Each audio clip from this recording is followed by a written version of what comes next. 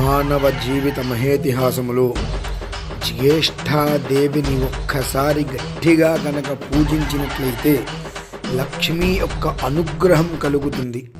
అసలు జ్యేష్ఠాదేవి అంటే ఎవరు, ఎక్కడ ఉంటుంది, ఎలా ఉంటుంది అనేటువంటి విషయాలు మనం తెలుసుకోవాలి అంటే ప్రధానంగా జ్యేష్ఠాదేవత అనేటువంటి దానికి మూలం దరిద్ర దేవత అనేటువంటిది నామార్థం అనేటువంటి అందులో చెప్పబడి ఉన్నది. ఎక్కడైతే ఆ జ్యేష్ఠాదేవి అనేటువంటిది అడుగు పెడుతుందో ఆ ప్రాంతం అంతయు కూడా ఆ కుటుంబం సర్వకాల సర్వావస్థలయందు నిరంతరము రోదనం ఏడుపులతో ఏ పనులు జరగక అన్యోన్యత లేక సుఖం లేక సంతోషం లేక ఎల్లకాలము కూడా ఏడుపుతోటి కూడి ఉంటుంది.